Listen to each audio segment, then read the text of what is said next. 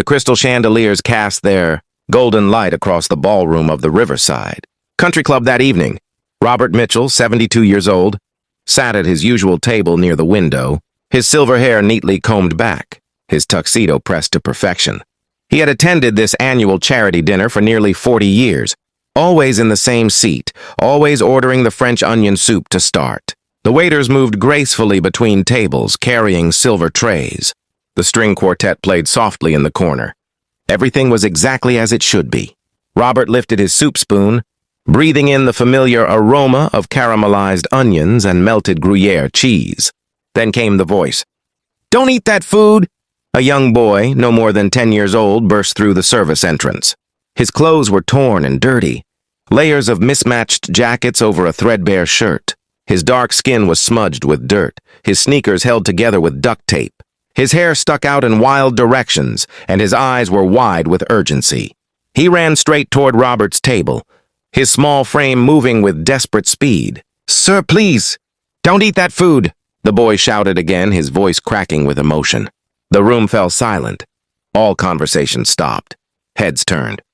Security guards moved quickly from the corners of the room. Robert set down his spoon slowly. He looked at this child, this homeless boy who had somehow found his way into this exclusive gathering. The boy's chest heaved as he caught his breath, standing just a few feet from Robert's table. "Young man," Robert said gently, his voice calm and measured. "What's wrong?" "The soup," the boy gasped. "You can't eat it." "Please, sir." Two security guards reached the boy, their hands on his thin shoulders. "We're sorry, Mr. Mitchell. We'll remove him immediately." But something in the boy's eyes stopped Robert. It wasn't mischief he saw there. It wasn't malice. It was fear. Pure, genuine fear. "Wait," Robert said, raising his hand. "Let him speak." The guards hesitated but stepped back slightly, still holding the boy's arms. "What's your name, son?" Robert asked. "Marcus," the boy whispered. "Marcus Johnson." "Well, Marcus, why don't you want me to eat this soup?" Marcus swallowed hard. Tears began to form in his eyes. "Because my little sister ate soup that looked just like that 3 days ago. From the restaurant down the street. The one that caters this place." Robert leaned forward. "Go on." "She got really sick, sir." "Really, really sick. The health inspector came yesterday. They found rat poison in the storage area. It got into the food somehow. My sister's in the hospital right now." The tears were falling freely now, running down Marcus's dirty cheeks. "When I saw them loading the catering truck this afternoon, I had to warn people. I couldn't let anyone else get hurt like Sarah." The room remained absolutely silent. Every eye was on this small, shaking boy. Robert stood up. Slowly, his knees stiff from years of standing at construction sites, building the company he'd inherited from his father. He walked around the table and knelt down in front of Marcus, his tuxedo pressing against the floor. "Marcus," he said softly, "you ran all the way here to warn me?" The boy nodded. "I ran to warn everyone. But they were going to make you eat first, and I couldn't watch someone else get hurt." Robert looked up at the event coordinator, who had gone pale.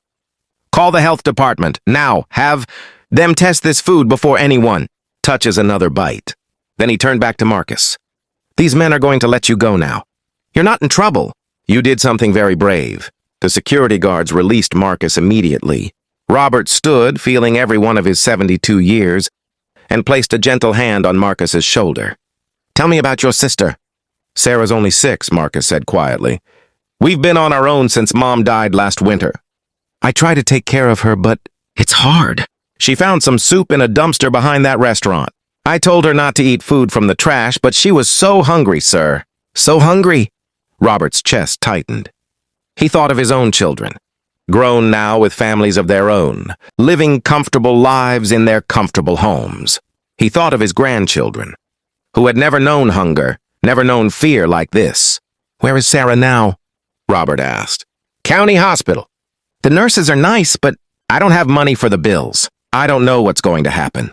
The event coordinator returned, his face white. "Mr. Mitchell, the health department is sending someone immediately. They said there was indeed a contamination incident at that restaurant. They shut it down yesterday, but apparently some food had already been delivered before the order went through." A murmur ran through the crowd. Several guests looked down at their plates with concern. Robert nodded slowly.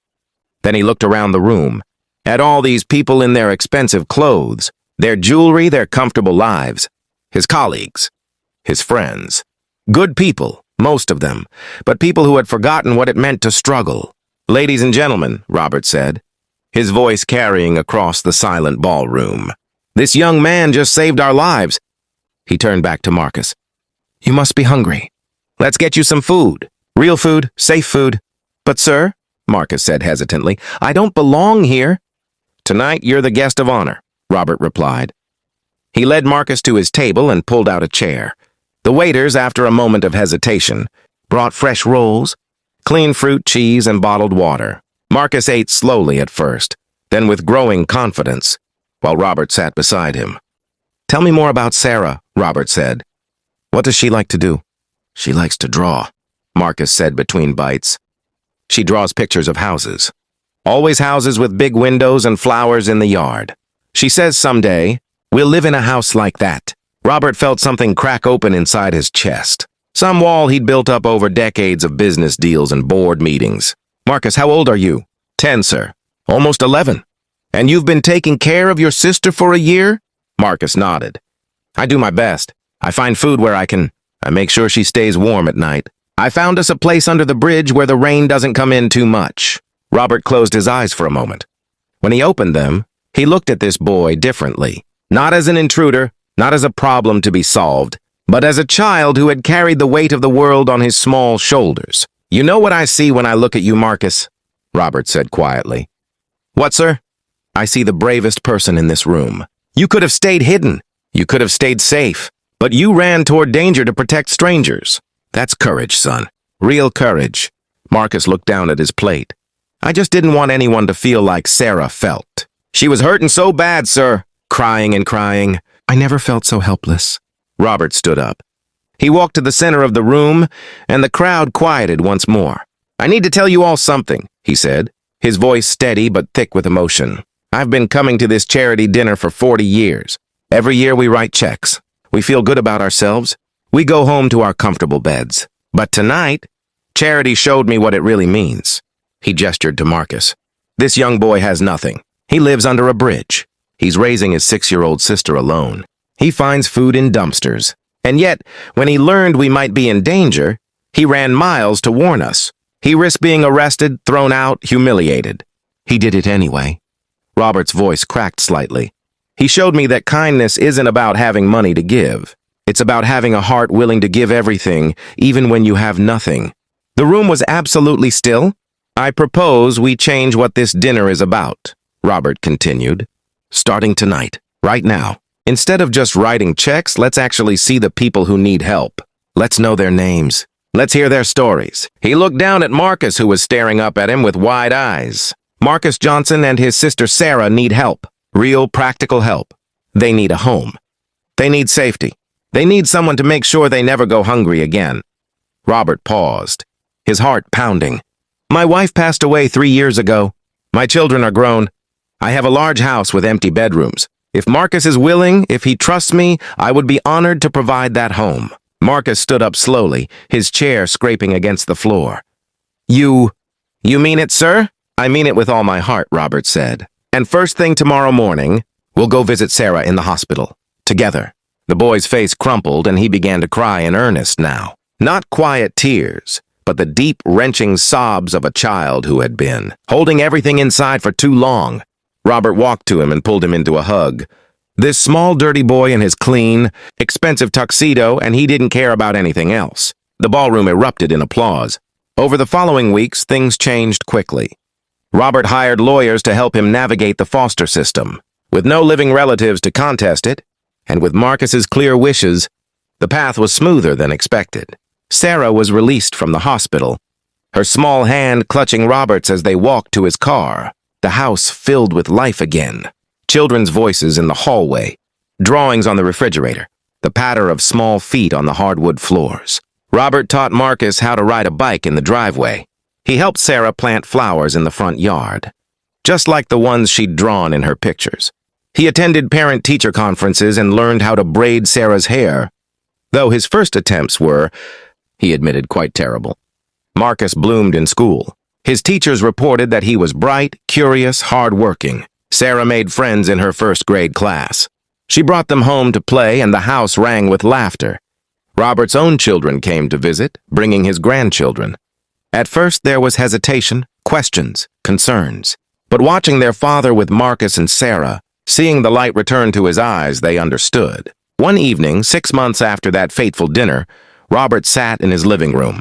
Marcus was doing homework at the coffee table. Sarah was curled up next to Robert, a book in her lap. "Grandpa Robert?" Sarah said.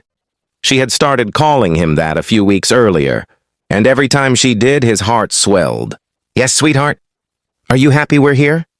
He looked at her small face, her bright eyes, her gap-toothed smile. "Sarah," he said softly, "you and your brother saved my life just as surely as I helped yours. I was living in a beautiful house, but I was very lonely. You brought joy back into these rooms." Marcus looked up from his math worksheet. "We're the lucky ones, though. You gave us everything." Robert shook his head. "No, son. You taught me that true wealth isn't measured in money. It's measured in love, in sacrifice, in the courage to care about others even when caring is hard." He thought back to that moment in the ballroom, when he'd been about to eat that soup, when his life had been on one path and was suddenly, dramatically redirected to another. "Sometimes," Robert said quietly, "the best things in life come from the most unexpected places. Sometimes the people we think need us the most are actually the ones teaching us how to truly live." Marcus stood up and joined them on the couch, fitting himself under Robert's other arm. The three of them sat there together. As the evening light faded outside the windows, a family built not from blood but from something stronger, from courage, from compassion, from the simple choice to see another person's humanity.